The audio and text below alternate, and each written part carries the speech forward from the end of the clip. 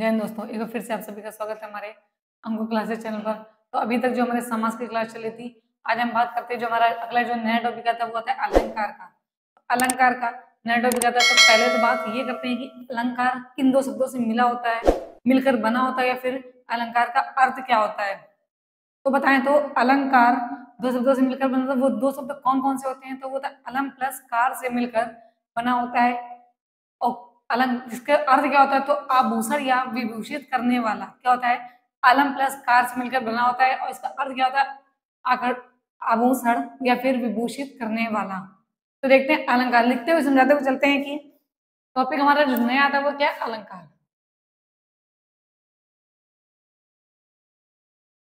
अलंकार, अब अलंकार किन दो शब्दों से मिलकर बना होता है, पहली बात तो ये, तो ये किसमें टूटेगा, अलम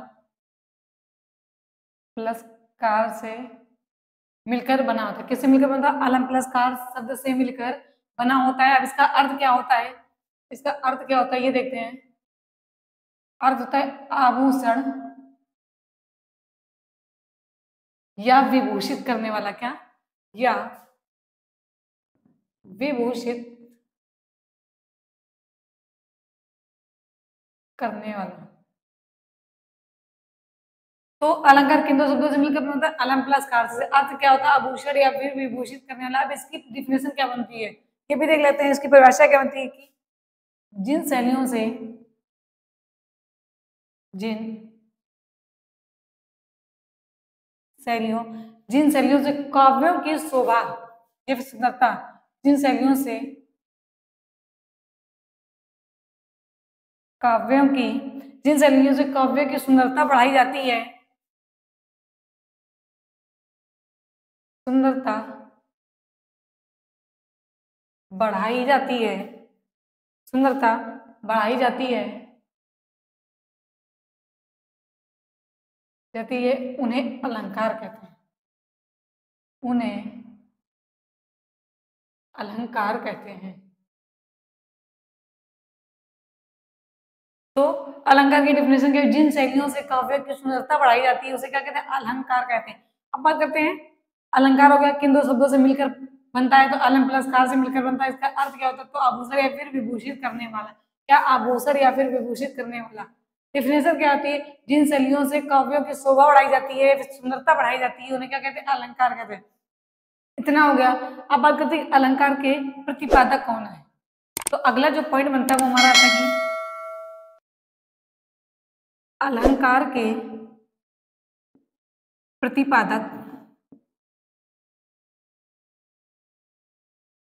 प्रतिपादक बोले या फिर प्रणेता, ये प्रवर्तक, प्रणेता तो कौन है, तो अलंकार के प्रतिपादक प्रणेता या फिर प्रवर्तक कौन है, तो वो है आचार्य भामा। कौन है, आचार्य भामा। तो अब याद रखिए कि अलंकार के प्रतिपादक के प्रणेता कौन है, तो आचार्य भामा है। अब बात करते हैं कि अलंकार के तत्व कितने होते हैं। शब्द की बात, भेद की बात नहीं कर रहे हैं, बात करें तत्व की, तो अलंकार के तत्व, अलंकार के तत्व, तो अलंकार के दो तत्व होते हैं। अलंकार के तत्व कितने होते हैं, तो दो। कौन कौन से, पहला आता हमारा शब्द और दूसरा हमारा आता है अर्थ। क्या, अलंकार के तत्व, तो अलंकार के तत्व दो होते हैं। कौन कौन से, पहला शब्द, फिर आता है अर्थ। अब बात करते हैं हम क्या, कि अलंकार के भेद की। अगला पॉइंट जो आता है वो था अलंकार के भेद। अलंकार के भेद, तो अलंकार के भेद कितने होते हैं, तो तीन। कितने होते हैं, तीन। कौन कौन से, पहला आता है हमारा शब्द अलंकार, शब्द अलंकार। दूसरा आता है हमारा अर्थालंकार, और तीसरे नंबर पे आता है हमारा उभय अलंकार। उभय अलंकार। तो एक बार फिर से रिवाइजन कर लेते हैं। तो क्या कहते हैं कि अलंकार किन दो शब्दों से मिलकर बना होता है, तो कौन कौन से, अलम प्लस कार से मिलकर बना होता है। तो इसका अर्थ क्या होता है, तो आभूषण या फिर विभूषित करने वाला। आभूषण या फिर विभूषित करने वाला। डिफिनेशन क्या कहती है कि जिन शैलियों से काव्यों की शोभा सुंदरता बढ़ाई जाती है उन्हें अलंकार कहते हैं। फिर हमारा कि अलंकार के प्रतिपादक के प्रणेता कौन से, तो प्रतिपादक के प्रणेता हमारे आचार्य भामा है। अलंकार के तत्व कितने होते हैं, 2, शब्द और अर्थ। फिर बात करते हैं कि अलंकार के भेद की, तो अलंकार के भेद 3 होते हैं, तत्व 2 होते हैं और भेद 3 होते हैं, शब्द अलंकार, अर्थ अलंकार और उभय अलंकार। अब इतना नोट डाउन कर लीजिए।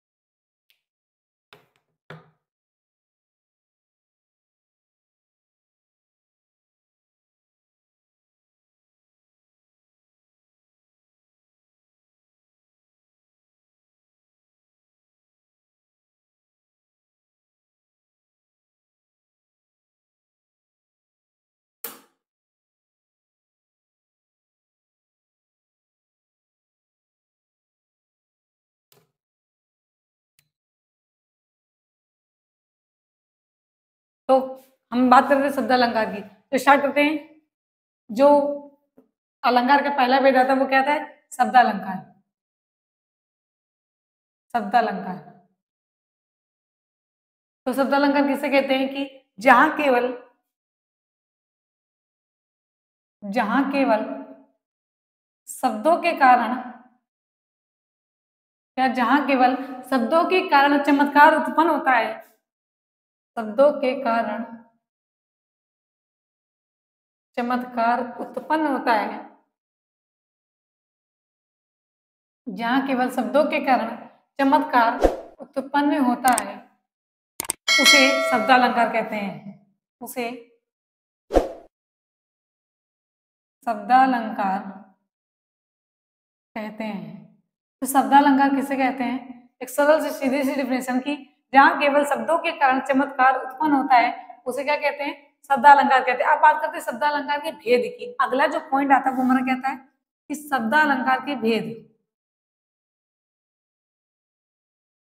शब्दालंकार के भेद, तो शब्दालंकार के कितने भेद होते हैं, तो बात करें कि शब्दालंकार के 6 भेद होते हैं। कितने भेद होते हैं, तो 6 भेद होते हैं। कौन कौन से होते हैं, तो पहला जो हमारा आता है वो हमारा क्या है, शब्दालंकार के 6 भेद होते हैं। कौन कौन से, पहला आता है हमारा अनुप्रास, फिर दूसरा हमारा आता है यमक, श्लेष, चौथा हमारा आता है वक्रोक्ति, पांचवा आता है विप्सा, और जो लास्ट आता है वो आता है प्रश्न अलंकार। क्या था हमारा, प्रश्न अलंकार।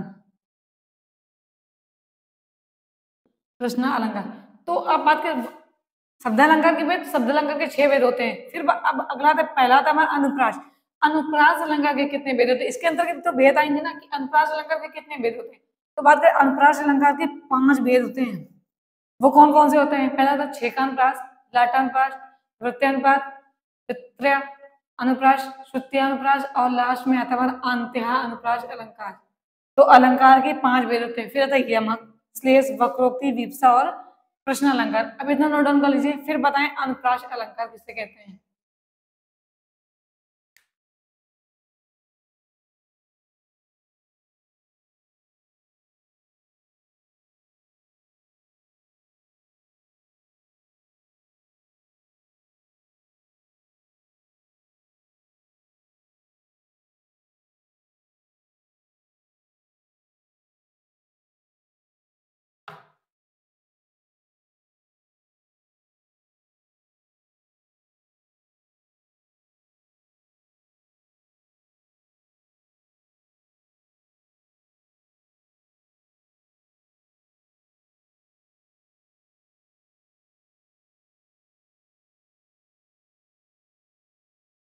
तो पहला हमारा कौन सा था, पहला था अनुप्रास अलंकार। शब्द अलंकार का पहला भेद अनुप्रास अलंकार। अनुप्रास अलंकार। तो अनुप्रास अलंकार किसे कहते हैं? जहां पर वर्णों की आवृत्ति हो उसे क्या कहते हैं? अनुप्रास अलंकार। तो अनुप्रास अलंकार का अर्थ क्या होता है? तो क्या होता है? आवृत्ति और पुनरावृत्ति। अर्थ क्या होगा? आवृत्ति या फिर पुनरावृत्ति। आवृत्ति या फिर पुनरावृत्ति। तो इसी से डेफिनेशन बनाएगी कि जहां पर केवल वर्णों की आवृत्ति हो, जहां पर वर्णों की आवृत्ति हो वहां अनुप्रास अलंकार होता है। वह कहा? तो वहां अनुप्रास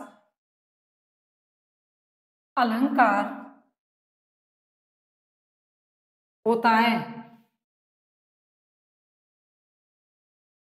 तो क्या जहां पर वर्णों की आवृत्ति हो वहां पर अनुप्रास अलंकार होता है? जैसे कि उदाहरण देखें तो उदाहरण में क्या कहता है? जैसे आता है हमारा कि सो सुख सुजस, सो सुख सुजस, सो सुख सुजस सुलभ मोहि स्वामी, सुलभ मोहि स्वामी। तो उदाहरण क्या है कि सो सुख सुजस सुलभ मोहि स्वामी। तो जहां पर वर्णों की आवृत्ति हो, अब सा की कितनी बार आवृत्ति है, फिर पुनरावृत्ति हो गई। सा शब्द है ना, सो सुख सुजस सुलभ मोहि स्वामी। तो जहां पर वर्णों की आवृत्ति हो वहां क्या होता है? अनुप्रास अलंकार होता है। अब बात करते हैं अनुप्रास अलंकार के भेद। अगला जो पॉइंट बनता है वो हमारा क्या बनता है कि अनुप्रास अलंकार के भेद। अनुप्रास अलंकार के भेद। तो अनुप्रास अलंकार को कितने भागों में बांटा गया है? 5 भागों में बांटा। अनुप्रास अलंकार को 5 भागों में बांटा गया। कौन कौन से? तो पहला हमारा क्या आता है? 6 का अनुप्रास, 6 का अनुप्रास अलंकार। दूसरा क्या आता है? दूसरा था लाटा। क्या आता है? लाटा अनुप्रास अलंकार। तीसरा हमारा क्या था? तीसरा हमारा था वृत्त्यानुप्रास। क्या था? वृत्त्यानुप्रास, वृत्त्यानुप्रास अलंकार। पांचवा हमारा था श्रुत्यानुप्रास, श्रुत्यानुप्रास अलंकार। और लास्ट जो पांचवा था वो था आंत्य अनुप्रास अलंकार। क्या था? आंत्य अनुप्रास अलंकार। तो अनुप्रास अलंकार कितने हुए? 5। कौन सा? पहला था 6 का अनुप्रास, लाटा अनुप्रास, वृत्तानुप्रास, श्रुत्या, और फिर लास्ट में था आंत्य अनुप्रास अलंकार। तो अनुप्रास अलंकार का अर्थ क्या होता है? वर्णों की आवृत्ति या फिर पुनरावृत्ति। तो डेफिनेशन जहां पर वर्णों की आवृत्ति हो वहां क्या होता है? वहां हमारा अनुप्रास अलंकार होता है। जैसे सो सुख सुजय सुलभ मोहि स्वामी, सा की आवृत्ति या पुनरावृत्ति बार बार हो रही। किस सा शब्द की आवृत्ति या पुनरावृत्ति बार बार हो रही है ना। तो अगला आता है कि अनुप्रास अलंकार के भेद तो कितने होते? 5 पहले थे हमारा। अब स्टार्टिंग से एक बार डिवीजन कर लें तो अलंकार के तत्व होते हैं 2। कौन कौन से? शब्द या फिर अर्थ। फिर बात करते हैं अलंकार के भेद की। तो अलंकार के भेद कितने होते हैं? 3 होते हैं। कौन कौन से? पहला था शब्दा, अर्था और उभय अलंकार। शब्दा, अर्था और उभय अलंकार। फिर बात करते हैं शब्दा अलंकार की। तो शब्दा अलंकार के कितने? 6 भेद होते हैं। कौन कौन से होते हैं? अनुप्रास अलंकार, यमक, श्लेष, वक्रोक्ति, विवक्षा और प्रश्न अलंकार। बात करते हैं अनुप्रास अलंकार की। तो अनुप्रास अलंकार के 5 भेद होते हैं। कौन कौन से? 6 का अनुप्रास, लाटा अनुप्रास, वृत्त्यानुप्रास, श्रुत्यानुप्रास और लास्ट में आता है हमारा आंत्य अनुप्रास अलंकार। अब इतना नोट डाउन कर लीजिए। फिर बात करते हैं 6 का अनुप्रास अलंकार की।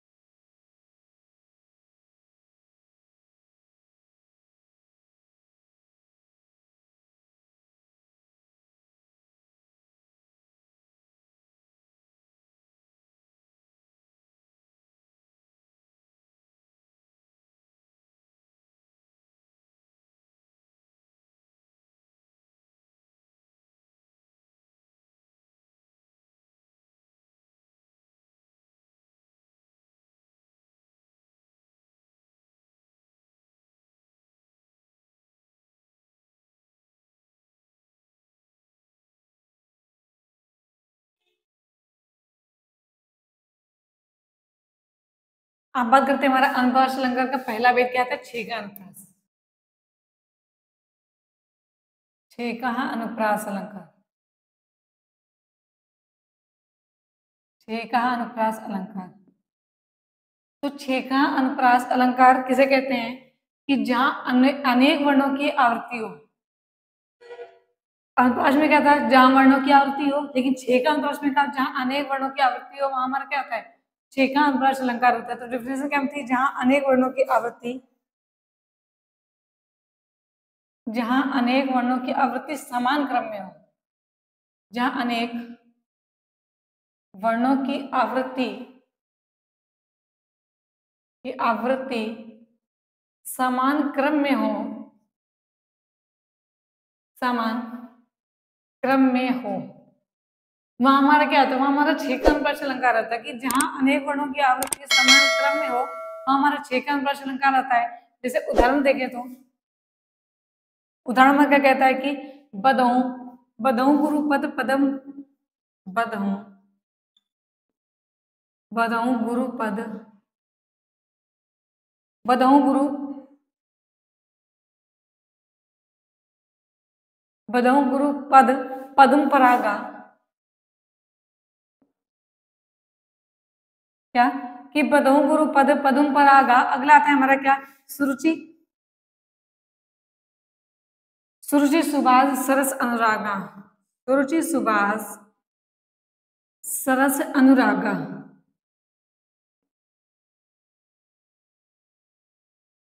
तो उदाहरण कहते हैं बदहु गुरु पद पदम परागा, सुरुचि सुभाष सरस अनुरागा। दूसरा एग्जाम्पल हमारा क्या आता है कि अगर दूसरा एग्जाम्पल देखें तो हमारा आता है बागे बगीर, बागे बगीर, बागे बगीर में भ्रमर भरे, बागे बगीर में भ्रमर भरे अजब अनुरागा,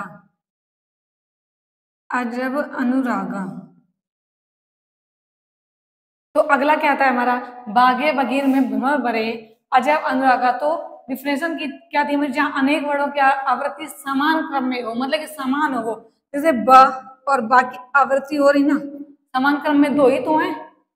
फिर इसी तरह भ्रमर भरे, वाह, इसी तरह आता है अजब अनुरागा। तो आ वर्ण की आवृत्ति हो रही समान क्रम में। तो वही डिफिनेशन में बोला कि जहां अनेक वर्णों की आवृत्ति समान क्रम में हो, वहां हमारा क्या था, छह का अनुप्रास होता है। पहला उदाहरण हमारा था पदम गुरुपद पदम परागा, सुरुचि सुभाष सरस अनुरागा। तो इसमें देखो अगला था हमारा क्या, सुरुचि सुभाष। तो जहां अनेक वर्णों की आवृत्ति क्या समान क्रम में हो। अब बात करते हैं दूसरा जो होता है हमारा अनुप्रास अलंकार का दूसरा भेद क्या था, लाटा अनुप्रास। क्या था हमारा, लाटा अनुप्रास। अगला जो हमारा आता है अनुप्रास अलंकार का भेद तो आता है लाटा अनुप्रास अलंकार।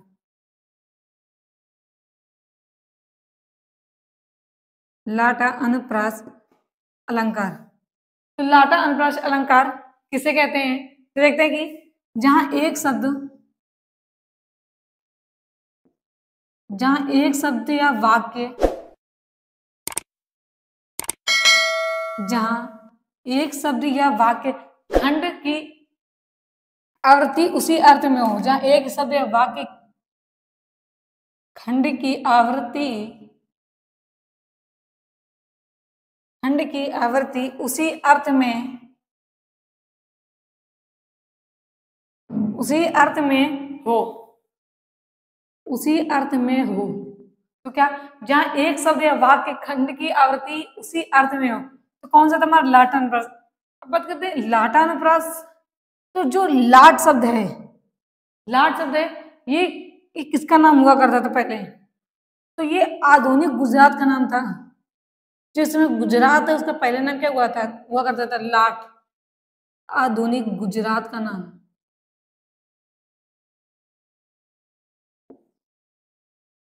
लाटा अनुप्रास से याद आया कि लाट शब्द जो है वो आधुनिक गुजरात का नाम है। जो इस समय गुजरात है उसका पहले नाम क्या हुआ करता था, लाट।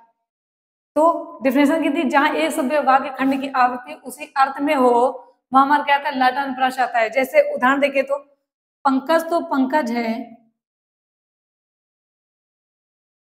पंकज तो पंकज है,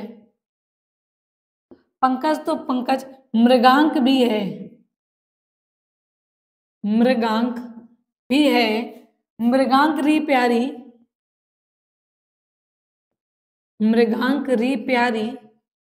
तो क्या है कि पंकज तो पंकज, मृगांक भी है, मृगांक री प्यारी, मिली न तेरे, मिली न तेरे मुख की उपमा, मुख की उपमा, देखी वसुधा सारी, उपमा देखी वसुधा सारी। तो क्या है, उदाहरण क्या कहता है कि पंकज तो पंकज है, मृगांक भी है, मृगांक री प्यारी, मिली न तेरे मुख की उपमा देखी वसुधा सारी। तो ये हमारा ये लाटा अनुप्रास, इतना नोट डाउन कर लीजिए। फिर बात करते हैं वृत्यानुप्रास की।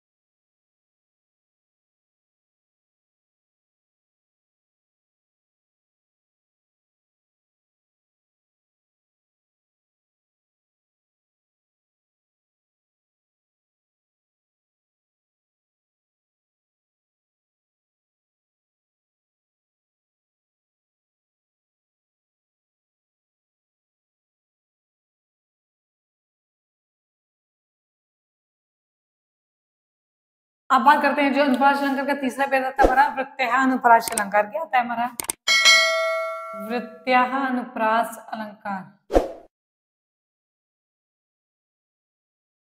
वृत्यानुप्रास अलंकार। तो वृत्यानुप्रास अलंकार किसे कहते हैं, जहां एक व्यंजन की आवृत्ति एक या अनेक बार हो, तो वहां क्या होता है वृत्यानुप्रास अलंकार। तो जहां एक व्यंजन की आवृत्ति, जहां एक व्यंजन की आवृत्ति एक या अनेक बार हो, एक या अनेक बार हो, जहां एक व्यंजन की आवृत्ति एक या अनेक बार हो, वहां वृत्यानुप्रास अलंकार होता है, वहां वृत्यानुप्रास अलंकार होता है।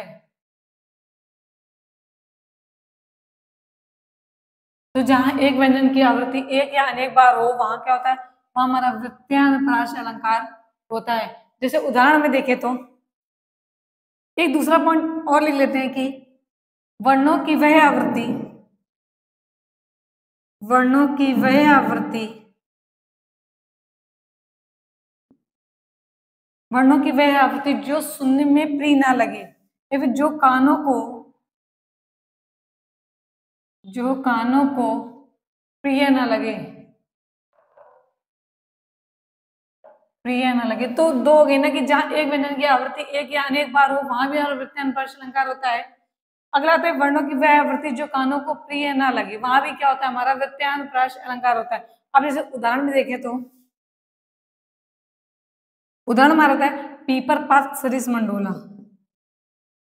एक और होता है कि जहां वर्णों की अर्ध या पूर्ण आवृत्ति बने, जैसे देख लेते पीपर पात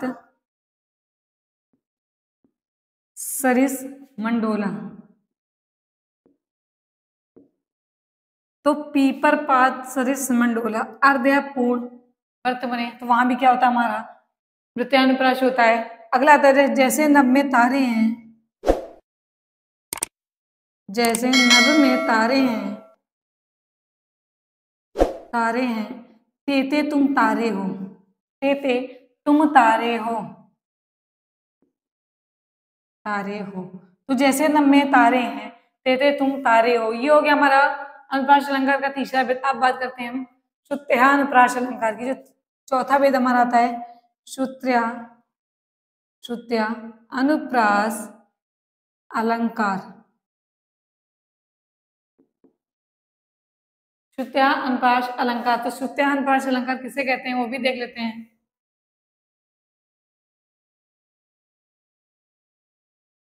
तो श्रुत्या अनुप्रास अलंकार किसे कहते हैं? अगर देख दो तो श्रुत्या अनुप्रास अलंकार, तो शुद्ध प्रश्न अनुप्रास। तो शुद्ध का अर्थ क्या होता है? क्या निकला हमारा? शुद्ध, इसका अर्थ होता है सुनना। इसका अर्थ क्या होता है? सुनना। तो इसकी डिफिनेशन क्या बनती है कि जहां एक ही उच्चारण स्थान पर, जहां एक ही उच्चारण,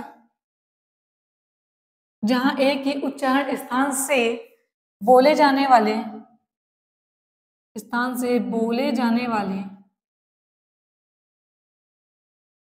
बोले जाने वाले वर्णों की आवृत्ति हो, वर्णों की आवृत्ति हो,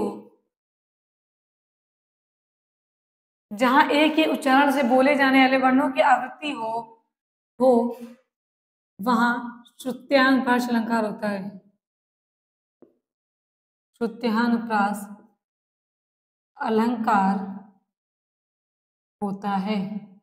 तो जहां एक ही उच्चारण से बोले जाने वाले वर्णों की आवृत्ति हो वहां क्या था? श्रुत्यानुप्रास अलंकार होता है। अभी ध्यान डाउन कर लीजिए, फिर बताएं जो लास्ट आता है अनुप्रास अलंकार का हमारा भेद, अंत्यानुप्रास अलंकार।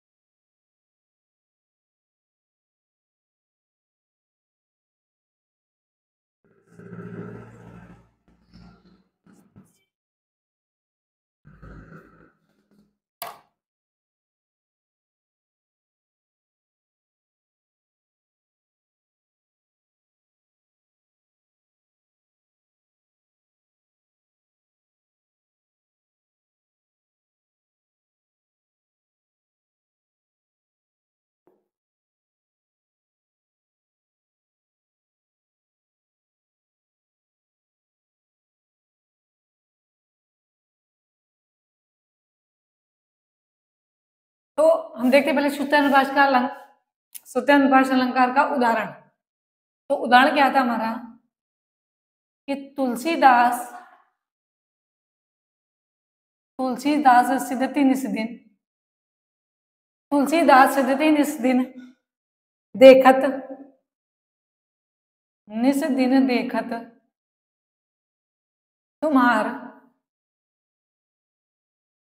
तुम्हार चतुराई। तो क्या है? तुलसीदास सिद्धति निस्दिन देखत तुम्हार नितुराई। तो क्या होगा? नितुराई,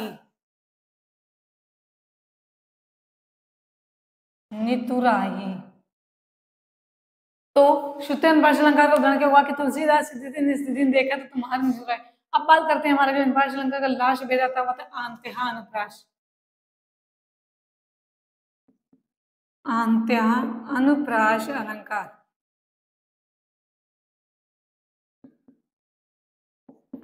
अंत्यानुप्रास अलंकार। तो अंत्यानुप्रास अलंकार क्या होता है? जहां अंत में, जहां अंत में, जहां अंत में तुक मिलता हो, जहां अंत में तुक मिलता हो अर्थात पद के अंत में तुक मिलता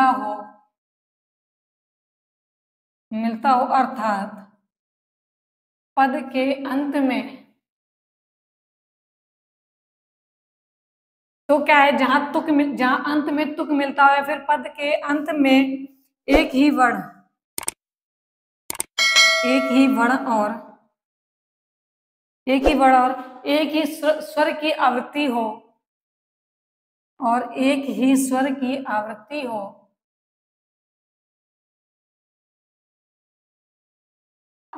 हो, वहां अंत्यानुप्रास अलंकार होता है। अंत्यानुप्रास अलंकार होता है। तो जहां अंत में तुक मिलता हो अर्थात पद के अंत में एक ही वर्ण और स्वर हो, वहां क्या होता है अंत्यान प्रश्न अलंकार। उदाहरण देखिए तो जैसे उदाहरण हमारे साथ है, क्या था कि लगा दी किसने आकर आग, लगा दी किसने आकर आग, किसने आकर आग, कहाँ था तू, कहाँ था तू, संशय के नाग, संशय के नाग। तो जहां तुक मिलता तो क्या हमारा मिल रहा है ना, ये फिर पद के अंत में एक ही वर्ड हो, वर्ड एक ही है हमारा गा होगा, एक ही स्वर की आवृत्ति हो, तो वहां हमारा स्वर भी तो आ निकल रहा है हमारा दोनों का। बिना बिना स्वर के क्या व्यंजन पूर्ण हो सकता है, नहीं हो सकता है। तो फिर स्वर भी तो हमारा आ निकल रहा है, तो पद के अंत में एक ही वर्ण हो तो वर्ण दोनों हमारे गा है, ये भी एक ही स्वर की आवृत्ति हो तो स्वर भी हमारे एक ही निकल रहे हैं। तो क्या होता है, अगला देख लेते हैं और होता है हमारा कि जय हनुमान ज्ञान, जय हनुमान ज्ञान गुण सागर, ये एक पंक्ति होगी। दूसरा होता है जय कपीस तिहु, जय कपीस तिहु लोक उजागर। यहाँ पे एक ही शब्द है, दोनों एक ही वर्ड निकल है। तो ये हो गया हमारे अनप्राश अलंकार के पांचों भेद। तो अब अगला था शब्द अलंकार का जो अगला भेद है यमक अलंकार, वो हमारे वो नेक्स्ट क्लास में करवाएंगे। तो आज के लिए इतना ही। थैंक यू दोस्तों।